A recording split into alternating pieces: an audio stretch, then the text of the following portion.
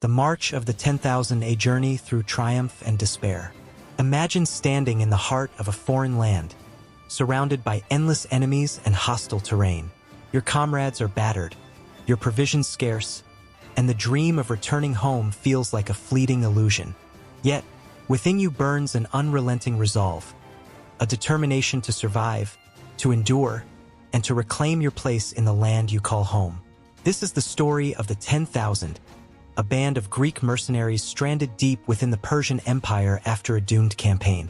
Betrayed and leaderless, they faced a harrowing choice: surrender to fate or fight their way through thousands of miles of treacherous terrain to reach the safety of the Greek world. Led by Xenophon, a man whose courage and leadership would define their struggle, these warriors embarked on an odyssey that would test the limits of human endurance.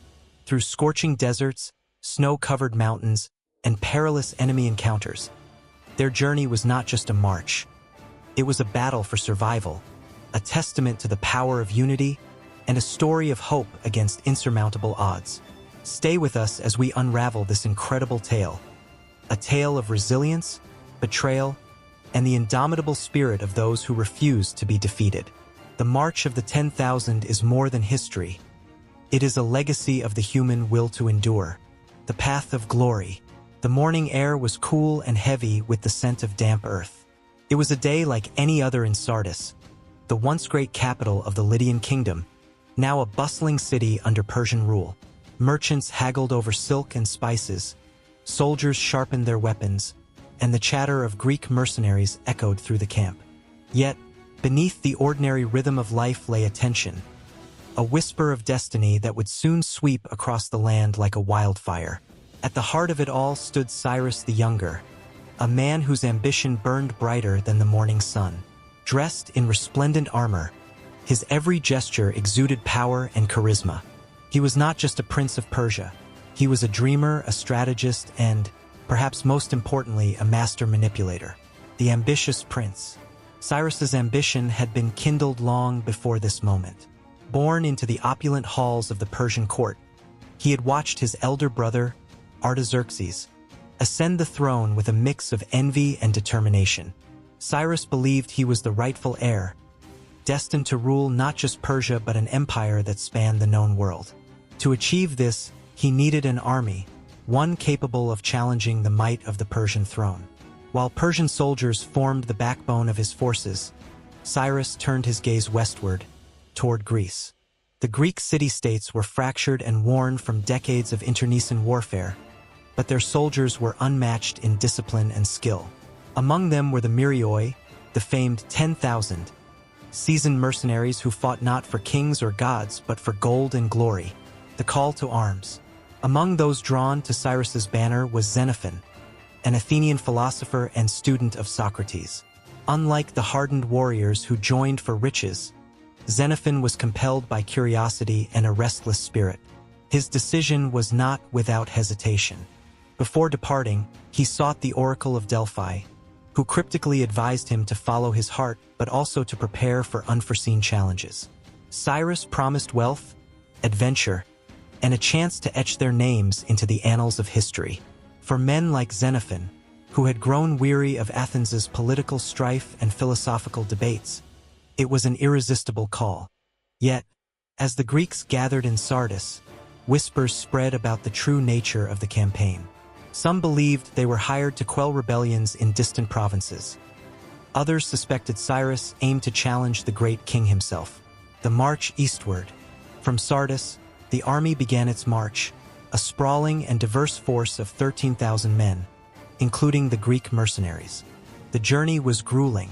The soldiers trudged through barren landscapes, crossed treacherous rivers, and endured the blistering heat of the Anatolian plains. Supplies were scarce, tempers flared, and doubts about Cyrus's ultimate goal began to fester. Cyrus, however, was a master of maintaining morale. He visited the troops personally, sharing meals with them and speaking of their shared destiny. "We march not just for gold," he declared one evening around a roaring campfire. "We march to reclaim what is rightfully ours. Together we shall carve a path through history." Whispers of treachery. As the army pressed deeper into Persian territory, the stakes grew higher. The realization dawned that they were not merely supporting a rebellious prince. They were challenging the might of the Persian Empire itself. Cyrus's assurances began to ring hollow, and the Greeks, proud and fiercely independent, grew wary of their leader's true intentions. Tensions came to a head when the army reached the Euphrates River. Crossing into the heartland of Persia, they encountered vast cities and fortifications that dwarfed anything the Greeks had ever seen. For many, it was the first time they grasped the enormity of their undertaking. "Do we march to glory?" one soldier asked Xenophon, "or to our doom?" Xenophon, ever the philosopher, replied, "Glory and doom are but two faces of the same coin. We have chosen this path, and now we must see it through." Analysis and insights. This part of the journey was not just physical but deeply psychological. The Greeks were far from home, surrounded by unfamiliar customs and landscapes. Their cohesion as a fighting force depended on their ability to trust one another and their leader. Yet, the undercurrents of suspicion and ambition threatened to unravel that trust at every turn. Historically, this phase of the campaign underscores the tension between Eastern and Western philosophies of leadership. While Cyrus relied on loyalty and charisma, the Greeks valued democracy and mutual accountability. This clash of cultures would shape the events to come in ways none of them could have foreseen. Building momentum. By the time the army reached the Tigris River, it was clear that there was no turning back. The Greek mercenaries had crossed a threshold, both literal and figurative. They were no longer mere pawns in a Persian power struggle. They were architects of their own destiny. Cyrus stood before his assembled troops, his voice ringing with conviction. "We stand on the brink of greatness. The throne of Persia lies within our grasp. Together we shall seize it, or we shall perish as legends." The soldiers roared their approval, their doubts momentarily drowned by the fervor of the moment. Yet, in the shadows, the specter of betrayal loomed. Unknown to them, Artaxerxes was already amassing a colossal army to crush his brother's rebellion. The clash at Cunaxa and the betrayal. The dawn of battle. The sun rose over the Mesopotamian plains, casting a fiery glow on the Euphrates River as Cyrus the Younger's army stood ready. The clash that would determine the fate of an empire was at hand. Across the dusty expanse, Artaxerxes' two forces appeared, their sheer size and grandeur a chilling reminder of Persia's might. Tension rippled through the Greek ranks. Despite their formidable reputation, they were vastly outnumbered. The Persians, with their ornate armor glinting in the sun, seemed invincible. Yet the Greeks, disciplined and united in their phalanx formation, carried the weight of a different kind of power, a reputation forged in the fires of countless battles. Cyrus, atop a brilliant white steed, rode through the ranks. "Men of Greece, warriors of Persia, today we rewrite history." His voice boomed, igniting a spark of defiance and hope among his soldiers. The battle begins. As the armies clashed, the battlefield erupted in chaos. The Greeks, under the command of their generals Clearchus and Proxenus, executed their maneuvers with precision.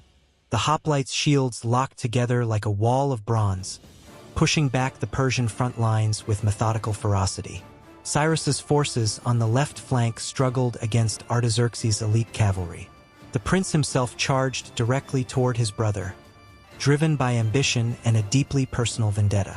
The Greeks, meanwhile, fought as though possessed, cutting down waves of Persian infantry. Xenophon, who had joined the battle as a keen observer, later wrote of the Greeks' unmatched discipline.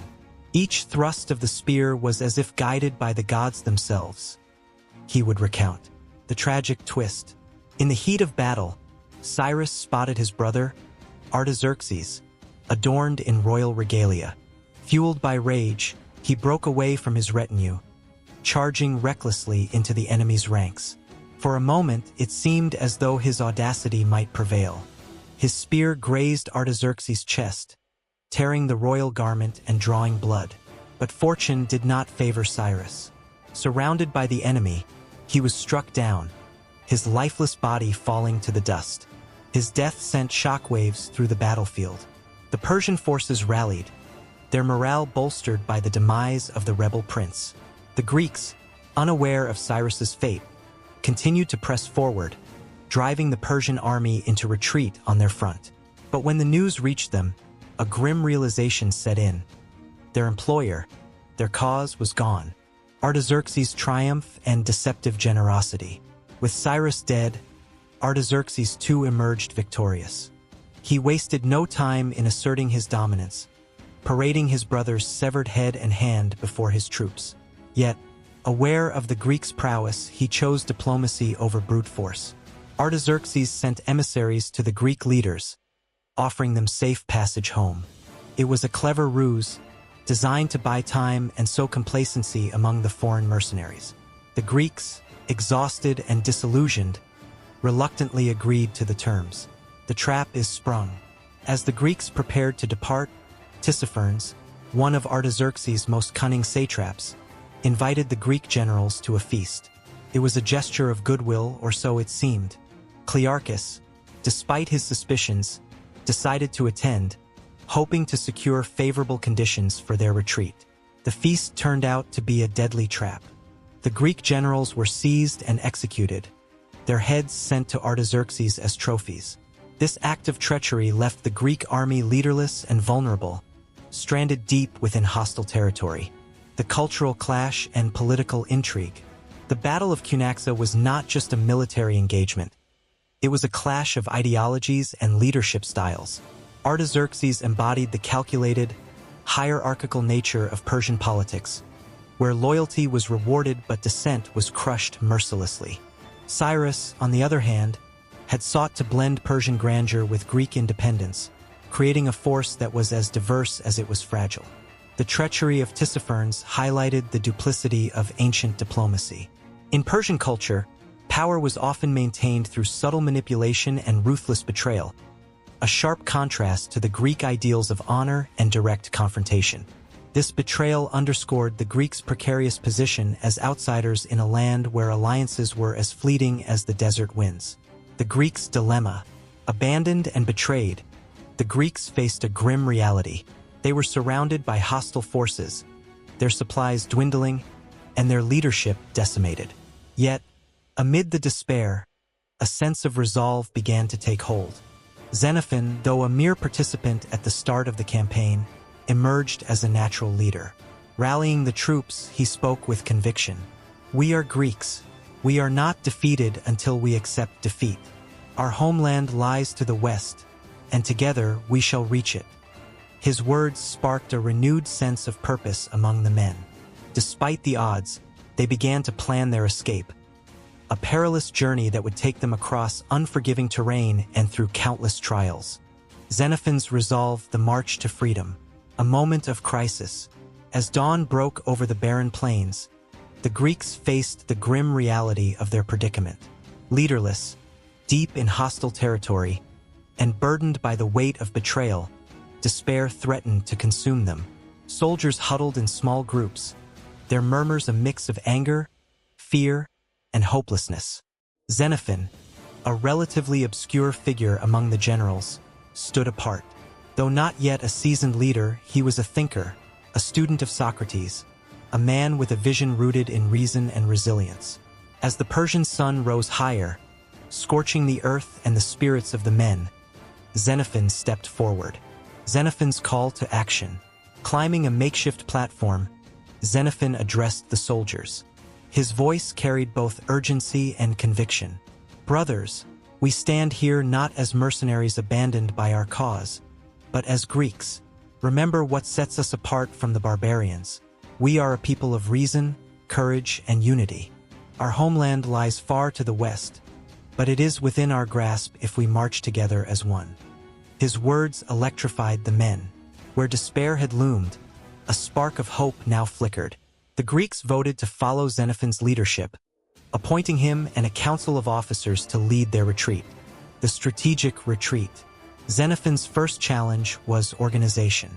Recognizing the need for discipline, he divided the army into manageable units, assigning captains to each. Drawing on his philosophical training, he instilled a sense of shared purpose, emphasizing that every soldier, regardless of rank, bore responsibility for their collective survival. The march northward toward the Black Sea began. Each step took them closer to freedom but also deeper into peril. They traversed arid plains under the blistering sun, navigated treacherous mountain passes, and crossed swollen rivers teeming with danger. To maintain morale, Xenophon introduced nightly assemblies where soldiers could voice concerns and strategize for the following day. These gatherings not only fostered unity but also reinforced the democratic principles that defined Greek culture. Encounters with hostile tribes. As they advanced, the Greeks encountered numerous tribes, each with its own customs, allegiances, and agendas. Some tribes, like the Carduchoi, possibly ancestors of the Kurds, viewed the Greeks as invaders and attacked them with relentless ferocity. One particularly harrowing battle occurred in a narrow mountain pass. The Carduchoi rained arrows and stones from above, forcing the Greeks to adapt quickly. Xenophon ordered his men to form a double phalanx, protecting both the front and rear while advancing slowly. Under cover of night, a detachment scaled the cliffs and ambushed the attackers, clearing the way for the main force. Resourcefulness in adversity. Supplies dwindled as the Greeks journeyed further into the wilderness. Hunger and exhaustion gnawed at their resolve. Yet, Xenophon's resourcefulness shone through. He negotiated with neutral tribes for food and water, offering gifts or military assistance in return. When diplomacy failed, the Greeks raided enemy camps with calculated precision, taking only what they needed to survive. Xenophon's leadership extended beyond tactics. He ensured that plunder was distributed fairly, preventing discord among the troops. His fairness earned him the loyalty of the men, who began to see him not just as a leader but as a savior. The battle at the Tigris. The Greeks reached the Tigris River, a formidable natural barrier.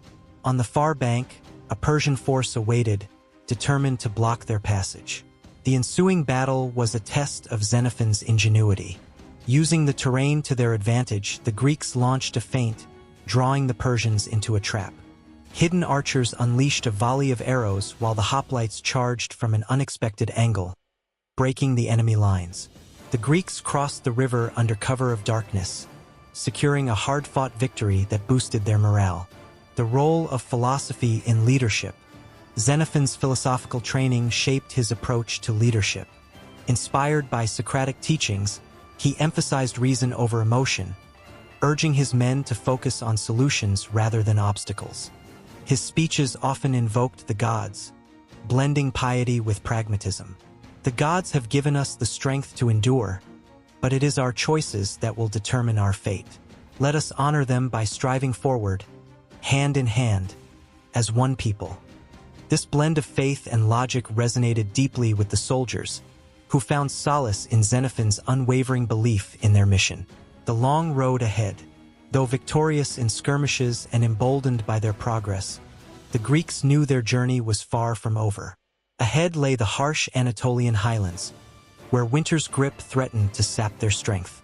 Yet, under Xenophon's leadership, they marched on, driven by the promise of home and the indomitable spirit of unity. Leadership amid adversity. The March of the 10,000 was not merely a tale of survival but a testament to the power of effective leadership.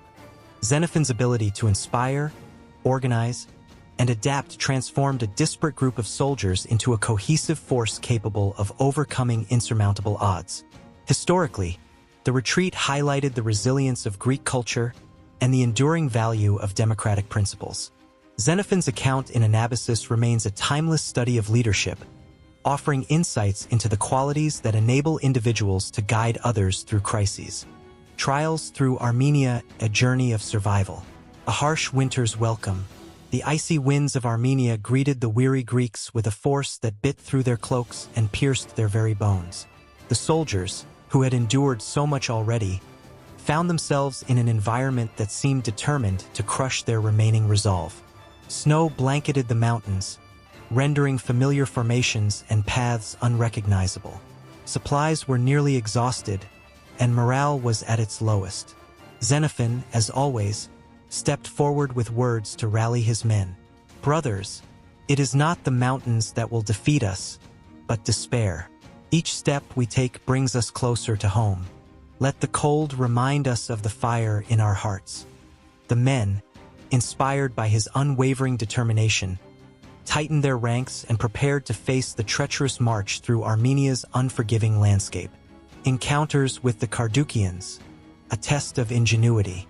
As the army advanced into the mountainous terrain, they faced relentless attacks from the Carduchians, a fierce and resourceful tribe skilled in guerrilla warfare. From high vantage points, the tribesmen hurled rocks and arrows at the Greeks, forcing them to move in defensive formations. Xenophon devised a strategy to counter these attacks. He ordered small units to scale the cliffs at night, using the cover of darkness to surprise and overpower the Carduchians. By morning, the Greeks controlled key positions, allowing the main force to pass through with minimal losses. This victory, though hard-won, came at a cost. Many soldiers were wounded, and their strength was further sapped by the bitter cold. The struggle for supplies. Hunger gnawed at the soldiers as their rations dwindled. Xenophon sent scouts ahead to locate villages, but the Armenian villagers were wary of the Greek army, fearing plunder and destruction. Recognizing the need for diplomacy, Xenophon approached the villagers with gifts and promises of protection. In one particularly tense negotiation, Xenophon addressed a village elder. "We are not here to conquer, but to survive. Help us, and you will have the gratitude of Greece. Refuse, and we may both suffer the wrath of misfortune." Moved by his words, the elder agreed to provide food and guides in exchange for a guarantee of safety. This act of diplomacy not only secured supplies, but also reinforced Xenophon's reputation as a leader who balanced strength with compassion. Battling the elements. The march through Armenia was not only a battle against enemies, but also against nature itself. Freezing temperatures, blizzards, and treacherous terrain claimed more lives than the Carduchians. Soldiers wrapped themselves in whatever scraps of cloth they could find, while others burned shields and other equipment to create fleeting warmth. Despite these hardships, Xenophon maintained strict discipline, ensuring that no man was left behind.